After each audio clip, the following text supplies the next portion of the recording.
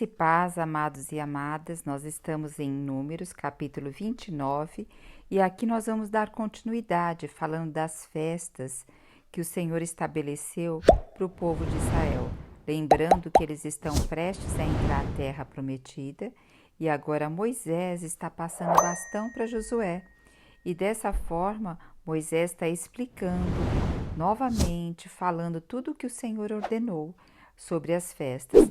E agora no capítulo 29, nós vamos ter o que? Sobre a primeira festa que está falando aqui, vai ser uma sequência dela. Sequência porque as festas vão acontecer bem assim, terminando o dia delas, depois já começa o outro, tudo acontecendo no mês o quê? No 7º mês, que para nós aqui, o 7º mês é o mês de setembro. Então, só fazendo um adendo, que nós estamos vendo desde o capítulo 28 as ofertas e as festas, né, e os dias consagrados ao Senhor. Hoje nós também temos vários feriados, alguns feriados com contextos religiosos, mas quando nós vamos ver na prática, de religiosidade, bem dizer, não tem quase nada.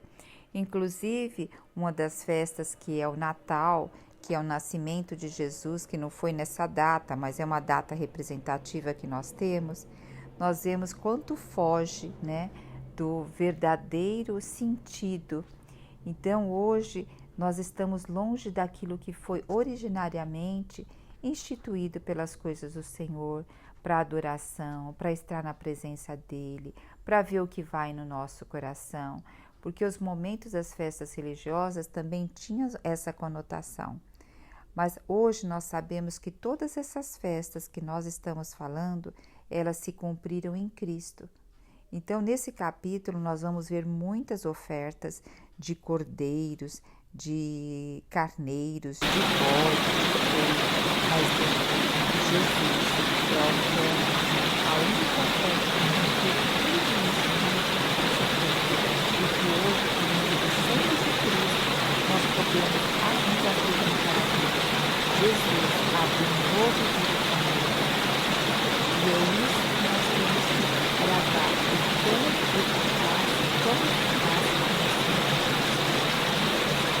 Então, por isso que a palavra de Deus diz que Deus amou o mundo de tal maneira que deu o seu filho unigênito, por amor a nós. Então, quando nós lemos esse capítulo, a gente pode até ficar impressionada com tantos animais sendo mortos e sacrificados. Agora imagine, Jesus, ele cumpriu tudo isso que está aqui na lei, para se tornar hoje o pão vivo que desceu do céu para nós. O sangue que perdoa todos os nossos pecados e nos liga novamente a Deus.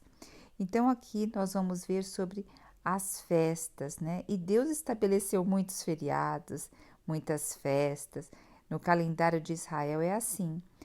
E a festa das trombetas, que nós vamos ver aqui, era um dos 3 grandes feriados estabelecido no 7º mês, como eu acabei de falar. O 7º mês, em setembro, para nós, é considerado o mês de setembro. Mas o 7º mês aqui, havia a festa do tabernáculo e o dia da expiação, e estes feriados, eles provinham de um tempo para quê? Era um tempo para eles revigorar a mente e o corpo e para renovar o comprometimento com Deus. Então, quando nós vamos à presença do Senhor, quando nós temos esse tempo de estar indo para a igreja ou alguma celebração ao Senhor, é um tempo que para a gente revigorar a mente e o corpo e para renovar o nosso comprometimento com o Senhor. E imagine para participar dessas festas aqui que está na palavra. Eles tinham que ter o quê? Uma organização do seu tempo. Eles tinham que adiantar as coisas para que pudesse ter esse tempo livre e também organizar o tempo para depois disso. Então, para nós estarmos na presença do Senhor, nós também necessitamos organizar nosso tempo e fazer do nosso tempo a primazia do nosso tempo para o Senhor. principalmente as mulheres, que muitas vezes têm várias tarefas e muitas delas são dentro do lar, parece que não tem tempo estabelecido muito bem para as coisas.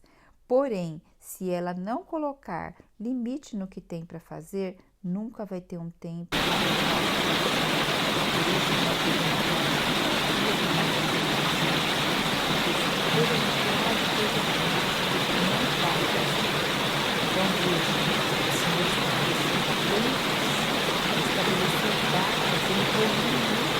Para que o povo pudesse fraudar em tais dias que está na vida.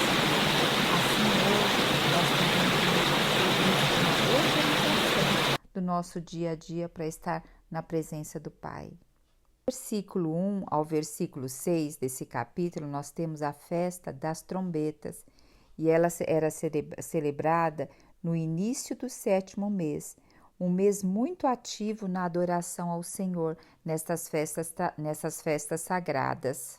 Anteriormente, na tradição judaica, esse mês se tornou o ano novo no calendário civil deles.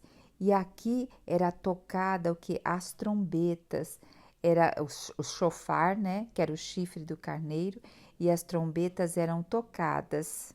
Das trombetas demonstrava 3 importantes princípios que devemos observar em questão da adoração hoje ao Senhor. Então, todo o povo se reunia para celebrar e adorar.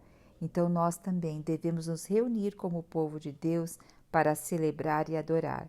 A rotina diária normal era suspensa e nenhum trabalho duro era realizado. Então, a adoração, ela tomava tempo. Então, tinha que separar um tempo para isso. Então, tinha que sair da rotina normal. Então, nós, para adorarmos o Senhor, nós temos que sair da rotina normal. Na época aqui, o povo que sacrificava animais como oferta queimada a Deus. E nós, hoje, mostramos nosso comprometimento com Deus quando damos algo de valor para Ele. E o maior valor que nós damos ao Senhor somos nós mesmos, é o nosso tempo, é a nossa primazia a Ele, né? Do versículo 7 ao versículo 11, versículo 12, nós temos o quê? Aqui a festa das trombetas, ela está introduzindo o dia da expiação. Então, logo em seguida, a festa das trombetas introduz o dia da expiação. 10º dia desse mês, desse 7º mês, fala aqui: tereis uma Assembleia Santa, jejuarei e não realizarei nenhum trabalho. Então, a festa das trombetas já introduzia o dia da expiação, que começava no 10º dia. Esse era um tempo, o quê? De confissão e arrependimento e de celebração. Então, a festa da expiação, ela era assim, era o único dia oficial ordenado pela lei para jejum. E era um dia onde, o que é humilhação? É você olhar para dentro, é você se esvaziar. E ali era a expiação do pecado da nação. Quando também o sumo sacerdote, expiação pelos pecados de toda a nação, também pelo santuário, pelo sacerdote e, como eu disse, pelo povo. A partir do versículo 12, nós temos a festa dos tabernáculos, ou também chamadas festas da tenda. É a última e a maior das 3 grandes festas anuais do povo judeu. E vamos ver aqui, olha, ela começava no 15º dia do 7º mês. Então, que tudo está no 7º mês. Era continuidade aqui da festa da expiação, do dia da expiação. Então, por que recebeu este nome, a festa das tendas? Lembrar o tempo em que o povo habitava em tendas durante a peregrinação no deserto. Na Terra Prometida, esta festa se realizaria, na Terra Prometida que eu quero dizer o quê? Quando eles entrassem lá em Canaã, depois nós vamos ver no Novo Testamento, que ali em Jerusalém que acontecia a festa das tendas, ou a festa dos tabernáculos. Então, eles colocavam as tendas ao redor do templo em Jerusalém. O povo armava ali as suas tendas e aí toda ali a vizinhança, de toda a vizinhança, produzindo assim um aspecto festivo e original naqueles dias, e havia uma celebração esplêndida com a festa das tendas. Então, lembrando a peregrinação do povo ali quando era com Abraão, Isaque e Jacó. Destacar também que nós temos muitas vezes falando aqui nesse capítulo e em outros, dizendo que nenhuma obra serviu fareis, quer dizer, que nesses dias de festa era para celebrar e adorar. Então, essa expressão ocorre muitas vezes quando se trata das festas religiosas, especialmente quando se fala do dia do sábado. Isso nos ajuda, sabe, a compreender que a religião não consiste em merecimento de obra humana, que tem que ficar fazendo, mas sim de descansar na graça divina, aceitando a salvação que Deus nos dá. Então, muitos falam, a gente ganha o reino de Deus por obras. Veja só, quem fez a obra foi Cristo. E hoje Cristo em nós que leva-nos a ser ativos. Mas Deus também estabeleceu um descanso. O que é o descanso? É a graça divina dele, aceitando a salvação que vem de Deus. Então, nós não temos salvação mediante obras. A salvação veio por Cristo. E esse capítulo termina dizendo: assim Moisés transmitiu aos israelitas tudo o que havia aqui. Que nós possamos ter um ouvido atento no coração, para que a gente possa ouvir a voz, para que a gente possa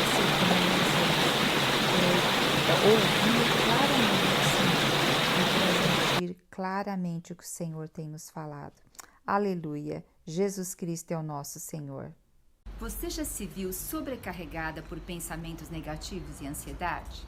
Deseja encontrar uma maneira de viver com confiança e proteção?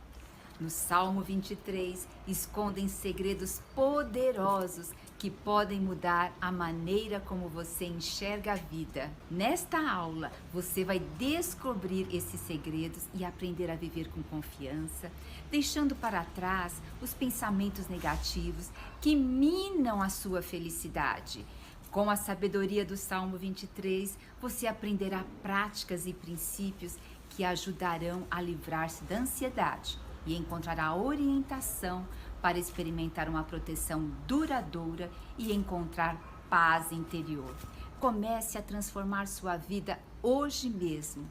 Entre no grupo para acessar a aula gratuitamente e venha descobrir a verdadeira confiança e proteção que você merece.